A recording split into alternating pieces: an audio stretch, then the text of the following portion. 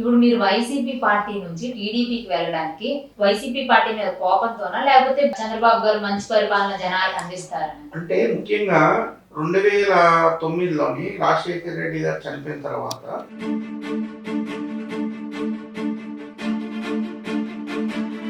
ప్రస్తుతం ఉన్న శాసనసభ్యులకి మీరు పార్టీలో ఉన్నా గానీ చిన్న అసంతృప్తి మీకు వాళ్ళకి అని అసలు కారణాలు ఏంటి? అసలు శాసనసభ్యులు గారు 2004లో చాలా మందితో టీడీపీలో చేరడం జరిగింది. ఆ జనమంతా నిజంగా టీడీపీ మద్దతు అంటే టీడీపీ కోసమే వచ్చారా లేకపోతే వైసీపీ అసంతృప్తి అయిన వాళ్ళు కూడా? 75% అవునాపు విజయ్ అవునాపు కుటుంబం సూరవ్ గారి కుటుంబం అన్యాయం జరిగింది, వాళ్ళకి మనం మద్దతు ఉండాలి. ముఖ్యంగా తండ్రి గారు చనిపోయినప్పుడు కూడా మీరు ఇద్దరు కమల పిల్లలు, అవనాపు సూరిబాబు అదొక బ్రాండ్ విజయనగరం. మరి ఇద్దరు వేరు వేరు మార్గాన్ని ఎందుకు ఎంచుకున్నారు? ఇప్పుడు మా తండ్రి గారు మున్సిపల్ చైర్మన్ ఉన్నప్పుడు నేను రాజకీయ ఆటలు చేశాను. అప్పుడు మా తండ్రి గారితో పాటు నేను రాజకీయంగా సపోర్ట్ పాల్గొనడం, ఆయనతో పాటు మీటింగ్కి వెళ్ళడం. తర్వాత అప్పుడు మా బ్రదరు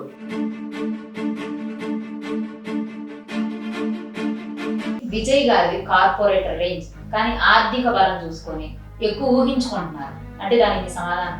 ఈ కార్పొరేటర్ స్థాయి నుంచి మించి ఉన్నాను. ఎందుకంటే హాయ్ అండి, అందరికీ నమస్కారం. ఇదైతే నా ఫస్ట్ ప్రమోషన్ వీడియో. చాలా మంది పిల్లలు నట్స్ తినమంటే తినరు, అదే చాక్లెట్స్ తినమంటే చాలా ఇష్టంగా తింటారు. అటువంటి పిల్లల కోసమే నట్ కిడ్స్ వాళ్ళు నట్స్ తో కలిపినటువంటి హెల్దీ చాక్లెట్స్ ని వాళ్ళు తయారు చేశారు. వీటిని కొనుక్కోవాలంటే nutkids.com వెబ్సైట్ లోకి వెళ్ళి nutkids.com ని ఒకసారి విజిట్ చేయండి. అలాగే వాళ్ళ ఇన్స్టాని ఫాలో అవ్వండి. Thank you. హాయ్ అండి, అందరికీ నమస్కారం. Vijayalakshmi from news studio.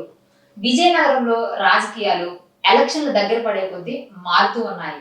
ఆ నేపథ్యంలోనే వైసీపీలో అసంతృప్తిగా ఉన్నటువంటి కొంతమంది వాళ్ళ యొక్క బలం అంతా కూడా తీసుకుని టీడీపీలో జాయిన్ అవ్వడం జరిగింది. ఆ బలం వల్ల టీడీపీ లాభం చేకూరుతుందా అసలు లేదా? ఇంతకీ ఆ వ్యక్తి ఎవరు? ఈ ఇంటర్వ్యూ ద్వారా అన్ని మీకు తెలియజేస్తాను. ఈ రోజు మన ముందు గెస్ట్ గా అయితే ఉన్నారు అవనాపు విజయ్ గారు. నమస్తే సార్. మీరు మళ్ళీ సొంత గుటికే వెళ్ళారు వైసీపీని వీడి, ఎలా ఉంది? సంతోషంగా ఉందండి. ఎందుకంటే మా పెదనాన్నగారు అప్పలనాయుడు గారు ఉండండి, మా నాన్నగారు సూరవ్ గారు ఉండండి, అశోక్ గారికి అత్యంత నమ్మకమైన మనుషులు. ఆ రోజుల్లో కొన్ని పరిస్థితుల వల్ల అశోక్ గారి దగ్గర నుంచి బయటకు వచ్చి కాంగ్రెస్ పార్టీలో చేరి, తర్వాత వైఎస్ఆర్సీపీలో చేరి, మళ్ళీ ఇప్పుడు ఆయన నాన్నగారు చనిపోయిన తర్వాత పెద్దనాన్న గారు చనిపోయిన తర్వాత వైఎస్ఆర్సీపీలో కంటిన్యూ అవ్వడానికి మళ్ళీ కన్నతల్లి పార్టీ లాంటి తెలుగుదేశం పార్టీకి మళ్ళీ రావడం జరిగింది. ఇప్పుడు మీరు వైసీపీ పార్టీ నుంచి టీడీపీకి వెళ్ళడానికి అంటే మీకు వైసీపీ పార్టీ మీద కోపంతోనా లేకపోతే బాబు గారు అంటే చంద్రబాబు గారు మంచి పరిపాలన జనాలకు అందిస్తారని? అంటే ముఖ్యంగా 2009లోని రాజశేఖర రెడ్డి గారు చనిపోయిన తర్వాత నాన్నగారు ఆయన మరణాన్ని తట్టుకోలేక బాధపడిన తర్వాత ఆయన కుమారుడైనటువంటి జగన్మోహన్ రెడ్డి గారికి మనం మద్దతుగా నిలవాలి, మనం జగన్మోహన్ రెడ్డి గారికి మంచి నాయకుడిగా చేయాలని ఒక ఉద్దేశంతో ఆ రోజు నాన్నగారు మున్సిపల్ చైర్మన్ పదవి రాజీనామా చేసి జగన్కి మద్దతుగా నిలవడం జరిగింది. నిలిచిన తర్వాత జగన్మోహన్ రెడ్డి గారికి మద్దతుగా ఉంటూ విజయనగరం ఓదార్పు యాత్ర ఉండండి. ఆ రోజు శ్రీకాకుళం ఓదార్పు యాత్ర జగన్మోహన్ రెడ్డి గారు హైదరాబాద్ నుంచి ట్రైన్లో ఫలక్నామా ట్రైన్ వెళ్తున్నప్పుడు ప్రతి స్టేషన్లో కూడా జగన్కి మద్దతు ఇవ్వడం, జగన్ ఘన స్వాగతం లభించడం జరిగింది. కానీ ఆ నేపథ్యంలో విజయనగరంలోని జగన్మోహన్ రెడ్డి గారికి ఒక నాయకుడు కానీ ఒక కార్యకర్త కానీ కాంగ్రెస్ పార్టీ ఒక్కరు కూడా మద్దతు ఇవ్వడం కూడా స్టేషన్ కూడా ఒకరు రాలేదు. అప్పుడు ఆ రోజు నాన్నగారు జగన్మోహన్ రెడ్డి గారు కాంగ్రెస్ అధిష్టానం ఓదార్పు యాత్ర చేయడానికి లేదు, అయినా జగన్మోహన్ రెడ్డి గారు చేస్తున్నారు, మనం ఇదే సమయంలో ఆయనకు నిలబడి చేదోడు వాదోడు ఉండాలని చెప్పేసి ఆ రోజు విజయనగరం రైల్వే స్టేషన్కి మొట్టమొదటి మద్దతు పలికిన వ్యక్తి అవనాపు సూరిబాబు కుమారుడే నేను. అప్పటి నుంచి జగన్మోహన్ రెడ్డి గారితో ఓదార్పు యాత్ర అనేక కార్యక్రమాలు చేపట్టడం జరిగింది. చేసిన తర్వాత జగన్మోహన్ రెడ్డి గారితో 13 సంవత్సరాలు ఆయనతో పాటు ప్రయాణం చేయడం, మరి 2019లోని మరి ఆయన అధికారం రావడం, ఆయన ముఖ్యమంత్రి అవడం, 2014లో నేను విజయనగరం నియోజకవర్గం సమన్వయకర్త వీరభద్రస్వామి గారు రావడం, నీ ముఖ్యమంత్రి అవడం ముఖ్యం, ఈ ముఖ్యమంత్రి అయితే మీకు మంచి భవిష్యత్తు కల్పిస్తుందని చెప్పడం, ఓకే. ఆయన చెప్పడం జరిగింది. వాళ్ళ 5 సంవత్సరాల ప్రతిపక్ష నాయకుడిగా జగన్మోహన్ రెడ్డి ఉన్న గుర్తింపు నాకు లభించలేదు. ఆ తర్వాత మళ్ళీ 2019లో ఆయన ముఖ్యమంత్రి అయిన తర్వాత కూడా ఈ రోజు కూడా మరి ఎటువంటి గుర్తింపు ఆ రోజు కష్టకాలంలో జెండా పట్టుకున్నప్పుడు ఉన్నవాళ్ళం మేము. ఈ రోజు మధ్యలో వచ్చి జెండా పట్టుకున్న వాళ్ళకి ఈ రోజు వైఎస్ఆర్ కాంగ్రెస్ పార్టీలో అభివృద్ధి కానీ భవిష్యత్తు కానీ ఉంది. ఓకే. వాళ్ళ కుమారులు వాళ్ళ కుమార్తెలు వాళ్ళకే రాజకీయ భవిష్యత్తు కానీ ఇంకోటి ఎదగడానికి ఇక్కడ లేదనేది స్థానికంగా ముఖ్యంగా ఎమ్మెల్యే అవనండి, తర్వాత ఇతర నాయకులు అవనండి, ఇక్కడ ఉన్న వాళ్ళే ఎదగాలి. ఎవరైతే పదవి ఎమ్మెల్యే పదవి చేసినట్టు గుర్తింపు తప్ప కార్యకర్తకి కానీ సెకండ్ క్యారెక్టర్ గుర్తింపు లేదు. ఓకే. అంటే ఇప్పుడు ప్రస్తుతం ఉన్న శాసనసభ్యులకి మీరు పార్టీలో ఉన్నా గానీ చిన్న అసంతృప్తి మీకు వాళ్ళకి అని అసలు కారణాలు ఏంటి? అసలు శాసనసభ్యులు గారు 2004లో జరిగిన పరిణామాలు ఆయన మర్చిపోతున్నాడు. 2004లోని ఆ రోజు ఇండిపెండెంట్ గా పోటీ చేసినప్పుడు టోపీ గుర్తు మీద మా స్వర్గీయ తండ్రి గారు అన్నవ సూరవ్ గారు, మా మాయ గారు కాళ గౌరీశంకర్ మద్దతు లేకపోతే ఈ రోజు ఈ ఆయన ఎమ్మెల్యే అయ్యేవాడు కాదు. గతాన్ని మర్చిపోయి నేనెక్కడ ఎదిగిపోతాం, నేనెక్కడ డిగ్రేడ్ అయిపోతానని ఒక అభివృద్ధ భావంతోనే ఆయన భయంతో మమ్మల్ని దూరం పెట్టడం జరిగింది. అయినా కూడా 2014లో ఆయన వైఎస్ఆర్ కాంగ్రెస్ పార్టీకి వచ్చినా ఆయనతో ఎలక్షన్లో ప్రయాణించడం జరిగింది. అక్కడక్కడ చిన్న చిన్న అవమానాలు మమ్మల్ని చేయడం జరిగింది. అవి తట్టుకోలేక ఈయన ఇంకా మారలేదు, ఈయన నన్ను ఎదగనివ్వడు అని చెప్పేసి మేము పక్కకు రావడం జరిగింది. ఆ తర్వాత పరిణామాల్లో కూడా ఆ రోజు నుంచి ఈ రోజు వరకు కూడా మా ఇద్దరు మధ్య స్వామి గారికి మాకు ఎమ్మెల్యే గారికి మాకు ఆ దూరమైన ప్రయాణం అలాగే సాగుతుంది. మమ్మల్ని ఎదగనిద్దాం అనే ఆలోచన ఎటువంటి మంచి ఆలోచన కూడా లేదు. కానీ 99లో కానీ 2004లో కానీ 2009లో కానీ 2014 ఎలక్షన్స్లో కూడా ఎప్పుడు ఎలక్షన్ వచ్చినా నా కుమారుడు నువ్వు, నా కొడుకులా ఉంటావు, నాలా ఉంటావు నువ్వు అని చెప్పేసి ఎలక్షన్ అయిపోయిన అవసరం తీరిపోయిన తర్వాత పక్కన పెట్టినాం. అప్పుడు మరి కుమారుడు లేదు, ఇంకా ఇంకో మాట కూడా లేదు. ఇంకా ఎలక్షన్స్ అయిపోయిన అవసరం తీరిపోయింది, ఆయన గెలిచినా గెలవకపోయినా. ఇప్పుడు మీరు జగన్మోహన్ రెడ్డి గారు సపోర్ట్ ఇచ్చారు. ఆ విషయం ఎప్పుడైనా కానీ సీఎం అయిన తర్వాత అపాయింట్మెంట్ తీసుకొని మీరు మాట్లాడడం, మీరు ప్రయత్నాలు చేశారా? మాకంటూ 2020లో మన కార్పొరేషన్ వచ్చాయి, మున్సిపల్ కార్పొరేషన్ వచ్చినప్పుడు జగన్ గారు అపాయింట్మెంట్ ట్రై చేయడం జరిగింది. అప్పుడు మనకి అపాయింట్మెంట్ దొరకలేదు. ఆటోమేటిక్గా 2000 మార్చ్ 15-17 తారీఖుల్లో మనకి కరోనా లాక్డౌన్ అవడం, ఎలక్షన్స్ రద్దవడం జరిగింది. ఇంకా అక్కడి నుంచి మళ్ళీ ఎలక్షన్స్ అవ్వలేదు. మళ్ళీ మార్చ్లో 2021లో మళ్ళీ ఎలక్షన్కి రీషెడ్యూల్ ఇచ్చి మళ్ళీ ఎలక్షన్ మన కార్పొరేషన్ సీట్ల కోసం ప్రయత్నిస్తాం. కార్పొరేటర్లకి మనకి మద్దతుగా కూడా 15-20 మంది ముఖ్యమైన వర్గం ఉంది, వాళ్ళతో కూడా మాట్లాడదామని అపాయింట్మెంట్ అడగడం జరిగింది. మా తల్లి చిన్నమ్మ గారు నేను వెళ్ళి జగన్మోహన్ రెడ్డి గారిని కలిసిన తర్వాత మా నాన్నగారు చైర్మన్ చేశారు. అదేవిధంగా మాకు అవకాశం ఉందని చెప్పి అడగడం జరిగింది. తప్పకుండా అయితే ఎమ్మెల్యే గారు యాక్సెప్ట్ చేస్తారు లేదు తెలియదు, మీకు ఆయనకి పచ్చగడ్డ మీద వేస్తే బొగ్గం అన్నట్టు ఉంది, మరి ఇటువంటి పరిస్థితులు ఆయన యాక్సెప్ట్ చేస్తారో లేదో తెలియదు అని అడగడం జరిగింది. ఓకేనా, 40 సంవత్సరాలు మా పెద్దనాన్న గారు అవనండి, మా అమ్మగారు అవనండి, మా కజిన్ బ్రదర్స్ అవనండి, 40 సంవత్సరాల నుంచి ఏ పార్టీకి వెళ్ళినా, తెలుగుదేశం పార్టీ అవని, కాంగ్రెస్ పార్టీ అవని, ఇండిపెండెంట్ అవని, వైఎస్ఆర్సీపీ అయినా 4 పార్టీని 40 సంవత్సరాల నుంచి అక్కడ తెలుసుకుని వస్తుంటాయి కౌన్సిలర్గా. కనీసం మా ఏరియాలో కానీ మమ్మల్ని నమ్ముకున్న వాళ్ళు కార్పొరేటర్ సీట్లను ఇవ్వమని చెప్పడం జరిగింది. అది కూడా మరి మా కనీసం కార్పొరేటర్ టికెట్ కూడా ఇవ్వలేదు. అప్పటికి ఒకవేళ ఇచ్చినా నేను రాజీనామా చేసేస్తున్న ఎమ్మెల్యే కంటే బెదిరింపులు చేయడం జరిగిందని తెలిసి మాకు తెలిసింది. అది కనుక మరి ఎటువంటి కార్పొరేట్ సీట్ ఇవ్వలేదు, కనీసం గుర్తింపు లేదు ఈరోజు పార్టీలు అని చెప్పేసి ఆవేదన బాధ అయితే తప్పకుండా ఉంది. ఇప్పుడు మీరు మొన్న చాలా మందితో టీడీపీలో చేరడం జరిగింది. ఆ జనమంతా నిజంగా టీడీపీ మద్దతు అంటే టీడీపీ కోసమే వచ్చారా, లేకపోతే వైసీపీ అసంతృప్తి అయిన వాళ్ళు కూడా? 75% అవునాపు విజయ్, అవునాపు కుటుంబం, సూరవ్ గారి కుటుంబానికి అన్యాయం జరిగింది, వాళ్ళకి మనం మద్దతు ఉండాలి. ముఖ్యంగా తండ్రి గారు చనిపోయినప్పుడు కూడా ఆయన హాస్పిటల్లో 4 నెలలు కోమాలు ఉన్నా కూడా ఇక్కడ రాజకీయం జెండా పట్టుకొని తిరిగాను. చాలా మంది తాను హాస్పిటల్ ఉన్నారు, నువ్వు ఎలా జెండా పట్టుకొని తిరుగుతావంటే పార్టీకి కష్టకాలం ఎవరు నడిపినోళ్ళు లేరు. మరి ఇప్పుడు పరిస్థితి మనం జెండా పట్టుకోకపోతే అక్కడ పరిస్థితి తారుమారు అయిపోద్దని చెప్పేసి ఆ రోజు ఒకవైపు అశోక్ గజపతిరాజు గారు, ఒకవైపు పిసిసి ప్రెసిడెంట్గా మంత్రిగా బొత్స సత్యనారాయణ గారు, చంద్రశేఖర్ గారు, ఇటు వీరభద్రస్వామి గారు వీళ్ళందరినీ ఎదుర్కొని నిలబడడం జరిగింది.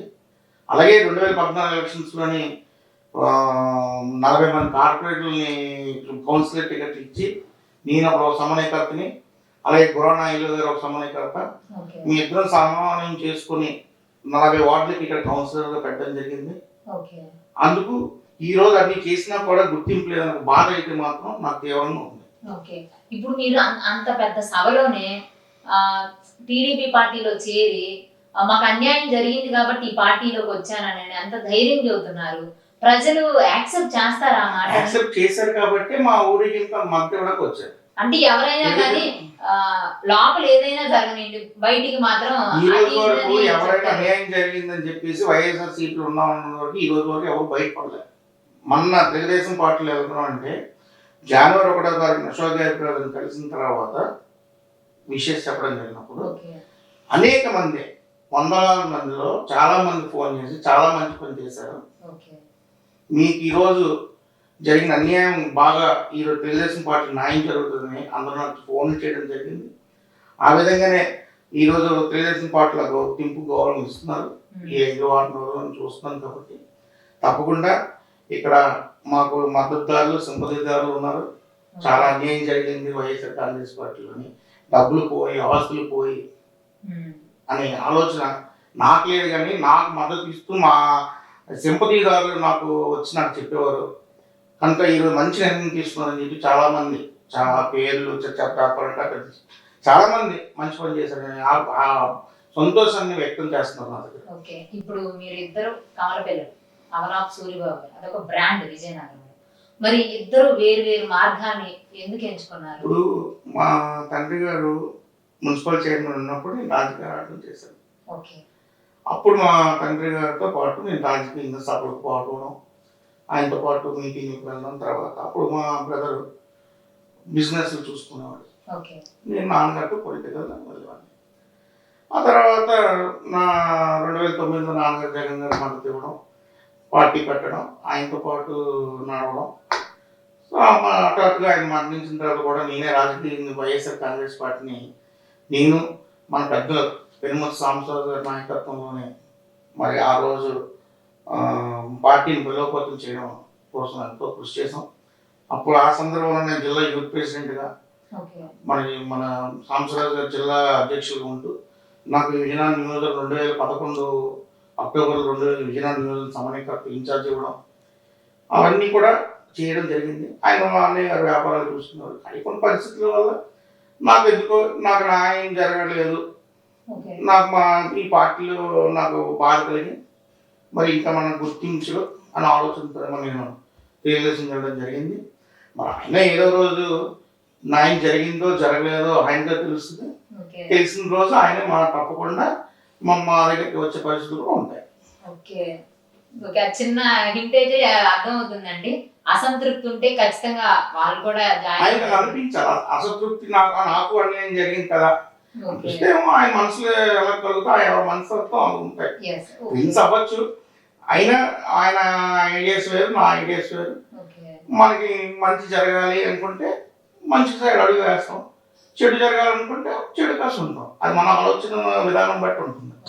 ఇప్పుడు చిన్న శ్రీను గారు బర్త్డేలు వచ్చినా కానీ మీరు మంచి సేవా కార్యక్రమాలు చేయడం, మంచి మంచి ఏవుడు చేస్తూ ఉంటారు. మరి అంత హైప్ చేసినప్పుడు మీరు చిన్న శ్రీను గారైనా మిమ్మల్ని గుర్తించి పార్టీకి ఏమైనా అంటే ఆయన జగన్ తో ఇప్పుడైతే ఏదైనా కానీ కొంచెం దగ్గరగా ఉన్నారు, మరి మీకు ఆయన న్యాయం చేసే దిశగా ఏ అడుగులు వేయలేదంటారా? చిన్న శ్రీను గారు అనే వ్యక్తి మాకు ఎప్పుడు ఆయన ఆ కుటుంబ సభ్యులు అంటారు, అన్నీ అంటారు. ఆయన పుట్టినరోజుకి కానీ ఆయన ఏమైనా మ్యారేజ్ యానివర్సరీస్ కానీ ఏమైనా సభ కార్యక్రమం చేయడం జరిగింది. చిన్న శ్రీను కాదు, వైఎస్ఆర్ కాంగ్రెస్ పార్టీలో ఉన్నాం, చిన్న శ్రీను గారు మా అన్నీ కాబట్టి ఆ సభ కార్యక్రమం చేయడం జరిగింది.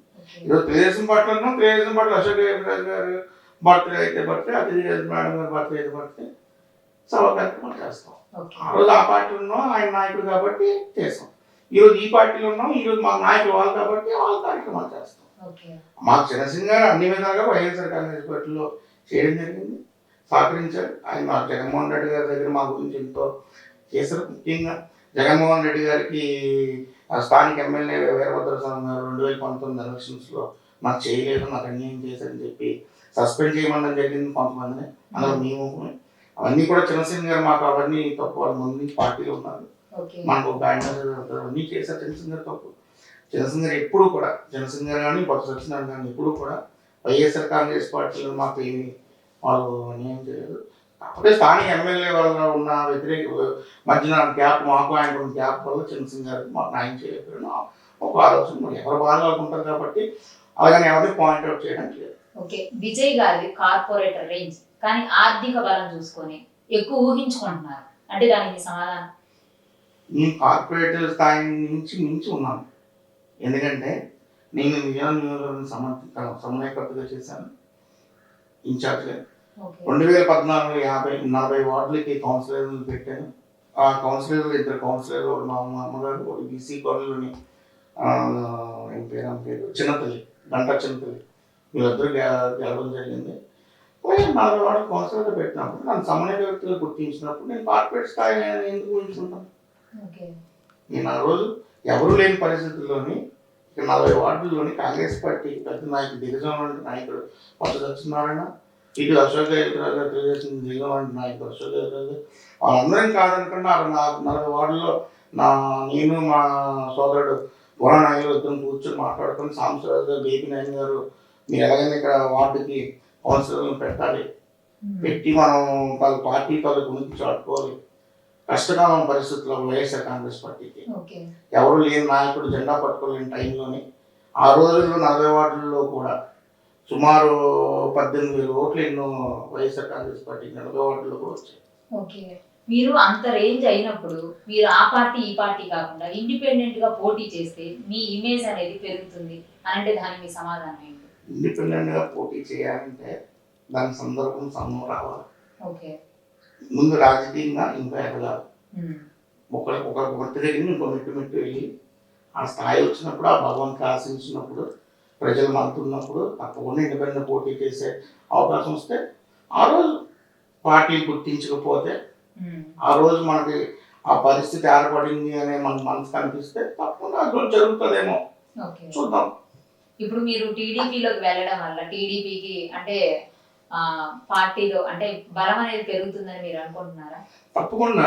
ఈరోజు విజయనగరం నియోజకవర్గంలోని మా చేరికతో విజయనగరం నియోజకవర్గంలో, విజయనగరం పట్టణంలో తెలుగుదేశం పార్టీకి ఆ కార్యకర్తలు ఆ ఆనందం, సంతోషం మళ్ళీ పూర్వం వైభవం ఈరోజు తెలుగుదేశం పార్టీకి వచ్చింది.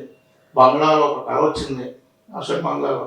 మేడం గారు కూడా యాక్టివ్గా ఉన్నారు. మీరు రావడం మేడం గారు ఇంకా యాక్టివ్గా ఉన్నారు. ఆవిడ తాలూకా విజయం ఒక నట్టేడు మీద నరకైపోయిన విజయం తప్పకుండా ఆవిడ గెలిచి విజయగారిని ఆగ్రహిస్తుందని చెప్పేసి ఈరోజు తెలుగుదేశం కార్యకర్త, ప్రతి నాయకుడు కార్యకర్త, దిగువ స్థాయి నాయకుడు కూడా తెలుగుదేశం పార్టీ విజయనగరం నియోజకవర్గం తప్పకుండా గెలుస్తుంది, మెజార్టీతో గెలుస్తుందని చెప్పేసి ఒక నమ్మకం వచ్చింది, భరోసా వచ్చింది ఈరోజు. ఇప్పుడు మీరు వెళ్ళారు సార్, అంటే వైసీపీ నుంచి సడన్ గా టీడీపీలో అప్పటి నుంచి హార్డ్ వర్క్ చేసే వాళ్ళు ఉన్నారు. మీరు ఆర్థిక బలం ఉన్నోళ్ళు కావచ్చు, యాక్టివ్ కావచ్చు, యువకులు కావచ్చు, మీకు ఏదైనా ప్రియారిటీ ఇస్తుంటే పక్కన ఉన్న వాళ్ళు కూడా కొంచెం ఇదిగా ఉంటారు. మరి వాటిని ఎలా ఫేస్ చేస్తారు అసలు మీరు? పెద్దలు అశోక్ గెహ్లోట్ గారు ఉన్నారండి, ఆమె కుమార్తె, అందరినీ సమానం చేసుకుని అందరికీ న్యాయం చేస్తారని నమ్మకం మాకుంది. ముందు మేము వచ్చాము, తర్వాత వాళ్ళు వచ్చారు, వాళ్ళు వచ్చిన తర్వాత మేము వచ్చామనే విషయం కాదు. ముందు పార్టీని అభివృద్ధి చేయాలి, మళ్ళీ తెలుగుదేశం పార్టీని ఇక్కడ జెండాని ఎగరేసి విజయజీతం చేయాలి. ఆ తర్వాత అందరికీ కూడా న్యాయం చేస్తారనే నమ్మకం ఉంటుంది. ముందు ఉన్న వాళ్ళైనా, మీ అంతా వచ్చిన వాళ్ళైనా ముందు పార్టీ అభివృద్ధి చెందాలి. పార్టీ అభివృద్ధి చెందితే తప్పకుండా ఎవరు న్యాయం చేశారు అనేది పెద్దలు అశోక్ గెహ్లోట్ గారు, అల్లి గెహ్లోట్ గారు, మా నారా చంద్రబాబు నాయుడు గారు, లోకేష్ గారు తప్పకుండా గుర్తిస్తారు. ఓకే, ఇప్పుడు మీరు టీడీపీకి మంచిగా బలం చేకూరుతుంది, గెలుస్తుంది, విజయనగరంలో అయితే జెండా ఎగరవేస్తుంది అంటారు. ఇక్కడ చేసినటువంటి అభివృద్ధి ఇప్పుడు స్థానిక శాసనసభ్యులు గారు ఎప్పుడూ జరగలేదు విజయనగరంలో. అటువంటి అభివృద్ధి లేకపోతే సంక్షేమ పథకాలు మమ్మల్ని గెలిపిస్తాయి, మీరు ఓటు న్యాయం జరిగిందంటే వెయ్యండి, మేము తిరగం కూడా తిరగం అని అంటున్నారు. మరి అలాంటి అప్పుడు టీడీపీ ఓటేస్తారంటారు జనాలు. ఇప్పుడు పెద్దలు అశోక్ రాజు గారు అభివృద్ధి ఈరోజు చెప్పుకోవాలనుకుంటే ఈరోజు విజయనగరం పట్టణంలోని వాటర్ ప్రాబ్లం లేకుండా ఉందంటే ఆ రోజు ముసిరిపల్లి నుంచి ఇక్కడ వాటర్ సప్లై చేసేటట్టు ప్రయత్నించారు. ఈరోజు విజయనగరం జిల్లాలోని భోగాపురం విమానాశ్రయాన్ని తీసుకొస్తూ ఆయన ప్రపోజ్ చేసి అనేక పర్మిషన్స్ అన్నీ చూసుకొని ఆయన తెచ్చి కార్గో తాలూకాతో సంబంధించిన దీని కార్గోకి సంబంధించింది కూడా ఎయిర్పోర్ట్ వచ్చింది, ఉద్యోగ అవకాశాలు వస్తాయి.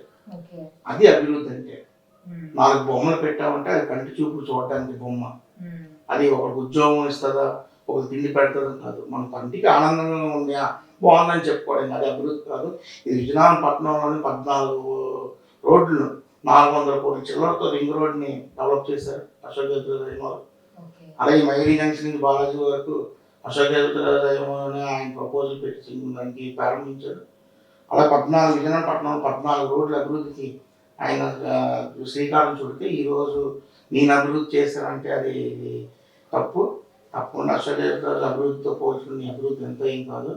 తప్పకుండా జనాలు 2024లో నేను తప్పకుండా నువ్వు అభివృద్ధి చేస్తావు, ఆయన అభివృద్ధి చేస్తావు, జగన్మోహన్ రెడ్డి వీరభద్ర స్వామి గారికి బుద్ధి 2024లో తెలుస్తుంది.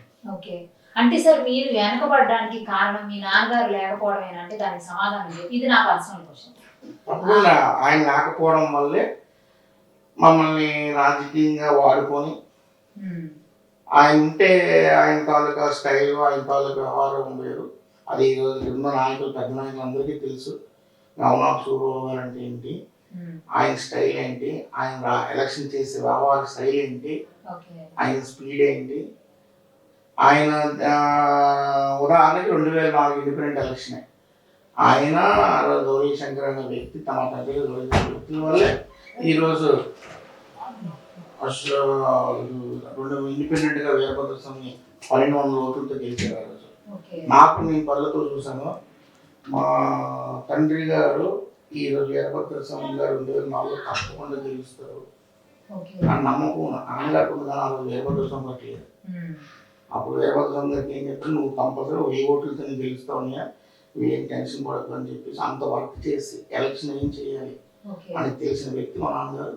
అది ఇక్కడున్న పెద్దలు తెలుగుదేశం పార్టీలో పెద్దలు అవనండి, కాంగ్రెస్ పార్టీకి పెద్దలు అవనండి, అందరికీ తెలుసు. ఎందుకంటే వైఎస్ఆర్ కాంగ్రెస్ పార్టీ ఒక ఎలక్షన్ కూడా నాన్నగారు చనిపోయారు కాబట్టి అప్పటికి తెలుగుదేశం పార్టీ నాయకులు కానీ అప్పుడు కాంగ్రెస్ పార్టీ నాయకులు కూడా తెలుసు. ఓకే, ఇప్పుడు ఫైనల్ గా ప్రశ్న సార్, అంటే మీరు ఈ టీడీపీ పార్టీలో మీకు న్యాయం జరిగింది అని అంటే భావిస్తున్నారా లేదా? ఇప్పుడు వెళ్ళారు కాబట్టి తప్పకుండా ఆ గుర్తింపు అయితే లభిస్తుంది. ఇప్పుడు వచ్చి మేము 1 రోజులు అవుతుంది. 1 రోజులు కాకపోతే రేపు ఎలక్షన్ అయిపోయిన తర్వాత వైఎస్ఆర్ కాంగ్రెస్ పార్టీ ఏ విధంగా అయితే ఆ పార్టీని అభివృద్ధి చేసి ఏ విధంగా సర్వీస్ చేసాం ప్రజలు చూశారు. అదేవిధంగా తెలుగుదేశం పార్టీలో కూడా ఏ విధంగా సర్వీస్ చేస్తాం, ఏ విధంగా లబ్ధి చేకూరుస్తున్నామో అన్ని ప్రజలు గమనిస్తారు. తప్పకుండా మాకు న్యాయం జరుగుతుంది, ఆ గుర్తింపు లభిస్తుంది ఆ నమ్మకంతో మేమైతే విశ్వాసంతో పెద్దలు అశోక్ రాజు గారు అతిథి గజపతిరాజు గారు నాయకత్వంలో పనిచేసి వాళ్ళని మనిషి పేరు తెచ్చి ఈ విజయనగరం నియోజకవర్గంలో మేడం గారు కూడా చాలా యాక్టివ్గా ఉన్నారు.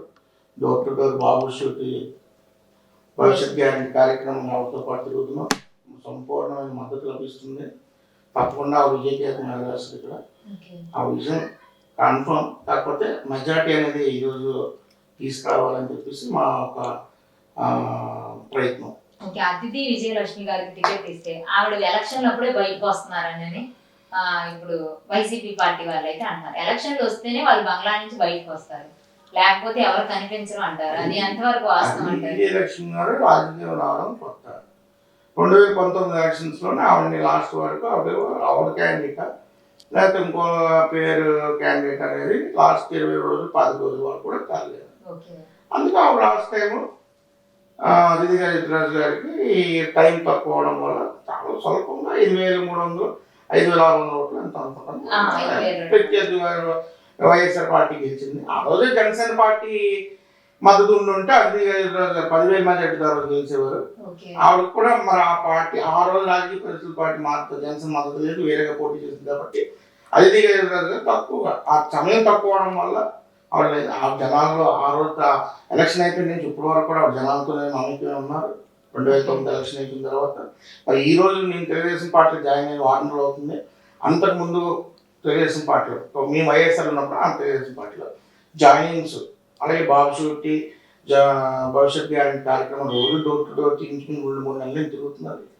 అవన్నీ తప్పకుండా అజయ్ గారు ఎప్పుడూ కూడా వాళ్ళు అశోక్ గజపతిరాజు గారు కానీ, అజయ్ గజపతిరాజు గారు కానీ, అశోక్ గారి నాయకత్వంలో ఆయన కుమార్తె అజయ్ గజపతిరాజు గారి నాయకత్వంలో ఇక్కడ వాళ్ళు ఎప్పుడు అందుబాటులో ఉంటారనే నమ్మకం మాకు ఉంది. కాబట్టి ఇంకోటి ముఖ్యంగా అశోక్ గజపతిరాజు అనే వ్యక్తి విలువలు కూడుకున్న వ్యక్తి. ఆయన ముఖ్యంగా అటువంటి వ్యక్తి దగ్గర మనం ఉన్నామంటే చాలా గొప్పగా చెప్పుకోవాలి. అందుకు ముఖ్యంగా నాకు తెలుగుదేశం పార్టీకి వెళ్ళాలంటే అశోక్ గజపతిరాజు గారు ముఖ్యమైన ప్రధానమైన కారకులైన వ్యక్తి అని చెప్పి ఈ సందర్భం తెలుసు. విలువలు ఈరోజు ముఖ్యం. ఈరోజు ఎవరికి కనిపించుకోవచ్చు, ఏదో ఒక రోజు ఆ విలువలే మనం కాపాడుతాయని చెప్పేసి అటువంటి స్ఫూర్తి నాకు ఆ నాయకుడు అశోక్ గజపతిరాజు కాబట్టి నేను తెలుగుదేశం పార్టీలో ఆయన నాయకత్వం పనిచేయాలని డిసైడ్ అయ్యాను. చూశారు కదండి, అవనాపు విజయ్ గారితో ఇంటర్వ్యూ. విలువలతో కూడినటువంటి రాజకీయమే ప్రధాన ఉద్దేశం, అందుకే టీడీపీలో జాయిన్ అయిన చెప్తున్నారు. ఇంత టైం మాకు కేటాయించినందుకు ధన్యవాదాలు.